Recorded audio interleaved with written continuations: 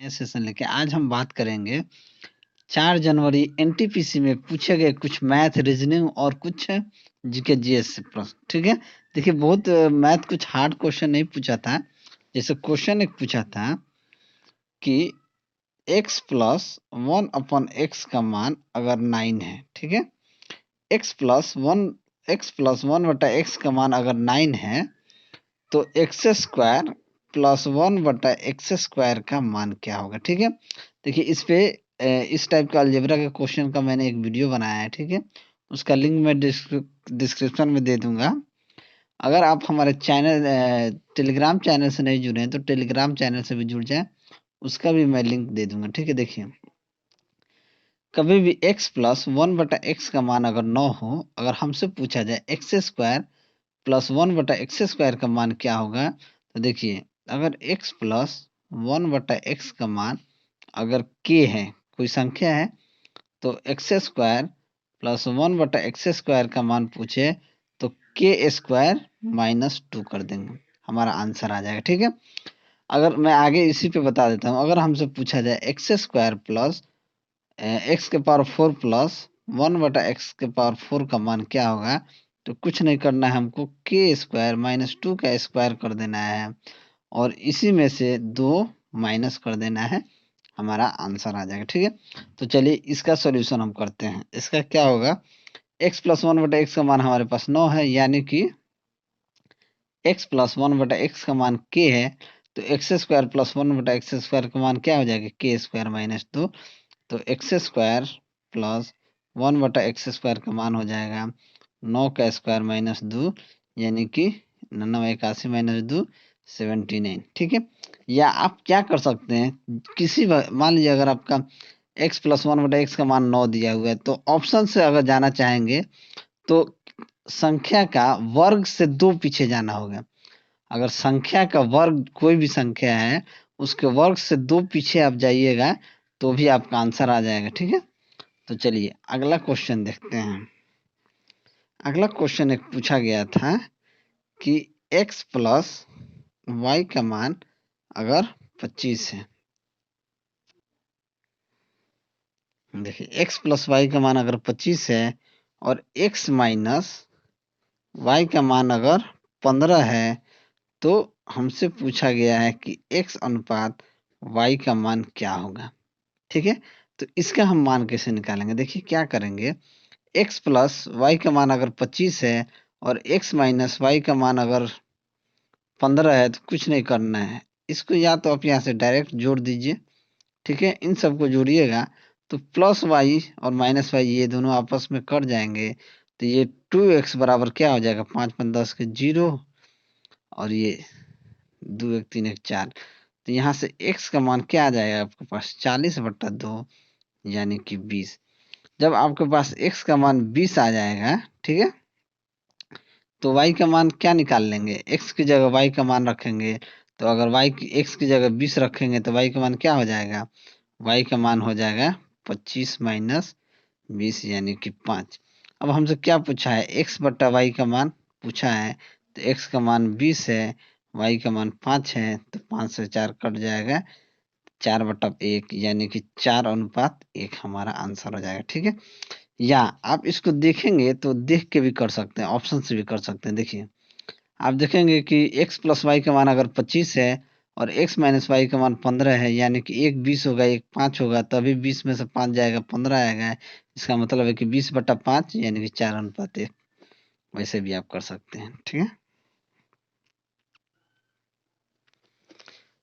चलिए अगला क्वेश्चन देखते हैं। एक क्वेश्चन पूछा गया था कि x प्लस वाई का मान 16 है और एक्स वाई का मान 63 है, तो 1/x प्लस 1/y का मान क्या होगा। ठीक है, अब देखिए जब आप इसको देखेंगे कि x और y का मल्टीपल 63 है और 9, तो आपके दिमाग में आएगा कि 9 7 63 होता है। ठीक है, 9 को 7 से गुना करेंगे तो 63 होता है, तो आप देखेंगे 9 प्लस 7 जोड़ेंगे तो 16 आएगा, तो इसको डायरेक्ट आप कर सकते हैं 1/9 प्लस 1/7, तो 7 9 63, तो 7 प्लस 9 यानी कि 16/63 आपका सही आंसर हो जाएगा। ठीक है, देखिए आप डायरेक्ट इसलिए कर सकते हैं कि एक्स वाई का गुना 63 दिया है, ठीक है, और एक्स प्लस वाई का मान 16 दिया है, तो इसलिए हमने डायरेक्ट यहाँ कर दिया कि 9 साते 63 होता है और 9 सात जोड़ेंगे तो 16 होता है, इसलिए हमारा आंसर ये हो जाएगा। ये पूछा गया क्वेश्चन है।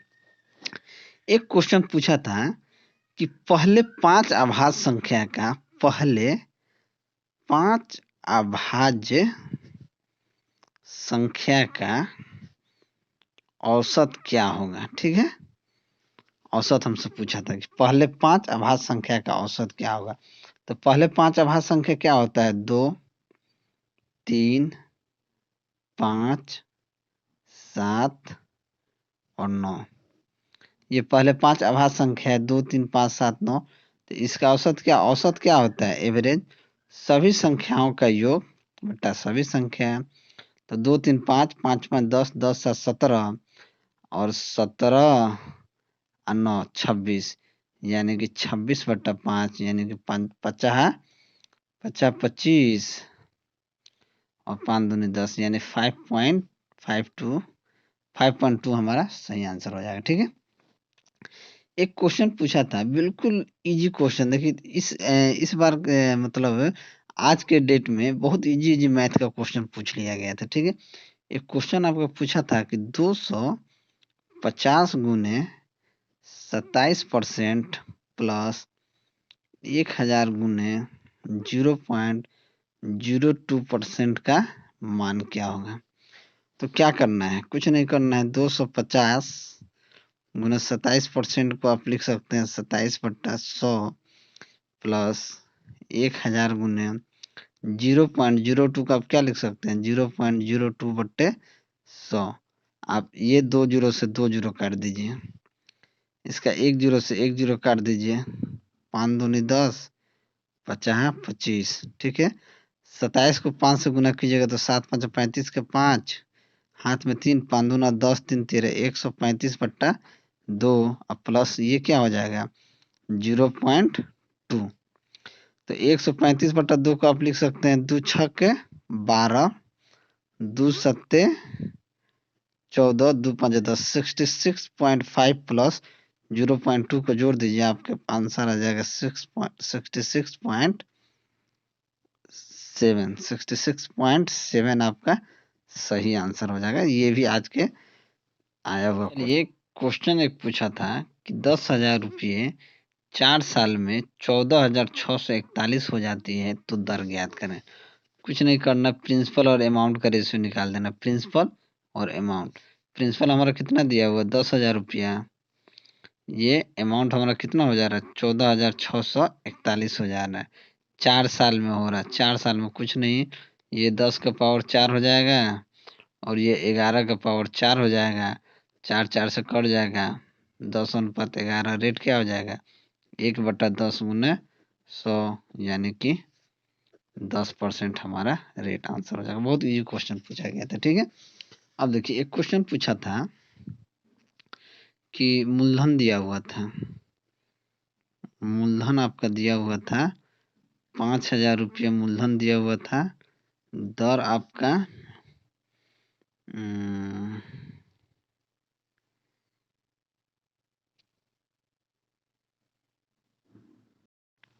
चलिए क्वेश्चन पूछा था कि मूलधन 5,000 है, दर 10% है और टाइम 3 बरस दिया रहे, तो कंपाउंड इंटरेस्ट और सिंपल इंटरेस्ट, साधारण ब्याज और चक्रवृद्धि ब्याज का अंतर क्या हो जाएगा। ठीक है, देखिए इस टाइप के प्रश्न को हम 2 तरीके से निकाल सकते हैं। ठीक है, पहले तो हम 3 वर्ष का है, 3 वर्ष टाइम 3 वर्ष दिया है, तो चलिए 5,000 मूलधन है, तो पहला साल का जो इंटरेस्ट होगा 10%, 10% का मतलब होता है 1/10।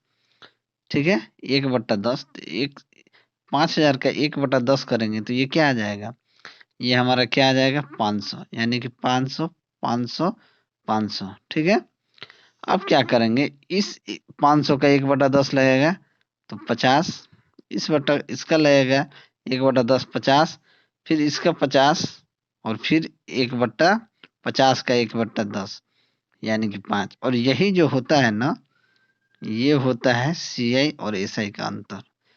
CI और SI का अंतर यही होता है। तो कितना हो जाएगा 50 या 150 155। CI और SI का अंतर हो जाएगा 155। ठीक है, ये आपका इस तरह होता है एक्स क्यूब और ये होता है x x square x square x square. उसके बाद आपका होता है एक्स एक्स एक्स 1। इस तरीके से इसको निकाला जाता है, या आप इसको डायरेक्ट एक फॉर्मूला याद रख लीजिए, P अपॉन डिफरेंस। डिफरेंस किसका? CI और SI का। ठीक है, बराबर x का क्यूब बट्टे 3x प्लस 1। P हमारे पास दिया हुआ, P हमारे पास क्या दिया हुआ है? P हमारे पास दिया हुआ है 5000। हमको CI और SI निकालना है, यानी दोनों का डिफरेंस निकालना है। रेट हमारे पास 10 दिया हुआ है। ठीक है, तो x को हम 10 मान लेंगे, तो 10 का क्यूब बट्टे 3 गुना 10 प्लस 1, तो ये हो जाएगा 5000 बट्टा CI माइनस SI बराबर 1000 बट्टा ये 3 दहा 30 प्लस 1 31। सॉरी, 1 जीरो जा रहा है, तो ये 1000, 3 जीरो से 3 जीरो कट गया, तो CI और SI का अंतर यहाँ से क्या आ जाएगा? CI और SI का अंतर हमारे पास आ जाएगा 5 गुना 31। तो CI और SI का मान क्या हो जाएगा? 5 एकम 5, 5 3 15, 155 हमारे पास सही आंसर हो जाएगा। ठीक है, ये फॉर्मूला जब कब लगाइए? जब 3 वर्ष दिया रहे। ठीक है, जब 2 वर्ष, इसमें क्या होता है 2 वर्ष वाला भी पूछता है, इस बार 3 वर्ष वाला पूछता है। 2 वर्ष वाले निकालने के लिए जब 2 वर्ष दिया रहे तब हम CI और SI का अंतर कैसे निकालते हैं? PR स्क्वायर बट्टा 100 का स्क्वायर कर देते हैं, तो 2 वर्ष वाला हमारा निकल जाता है। ठीक है, चलिए एक क्वेश्चन पूछा था कि -2 और 3 ये किस चतुर्थांश में स्थित है? देखिए, तो x का मान कितना है? x का मान -2, y का मान 3 है, तो ये किस चतुर्थांश में? ये x प्लस में होता है, ये x माइनस में होता है, ऊपर वाला y प्लस में होता है, नीचे वाला माइनस में होता है। तो y -2 ये और +3 ये सेकेंड क्वाड्रेंट में होगा। ये क्वेश्चन पूछा गया। ठीक है, एक क्वेश्चन पूछा था ट्रिगोनोमेट्री से कि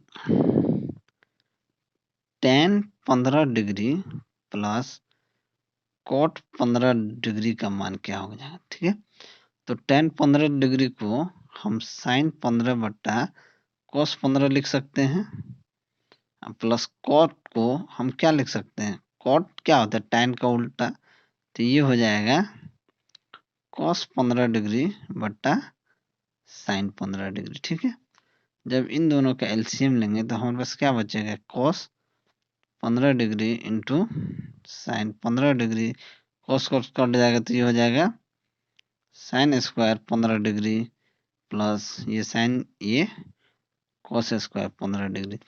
तो क्या होता है? sin square 15 degree cos square 15 degree का मान क्या हो जाएगा? 1। तो 1 बट्टा cos 15 degree into sin 15 degree.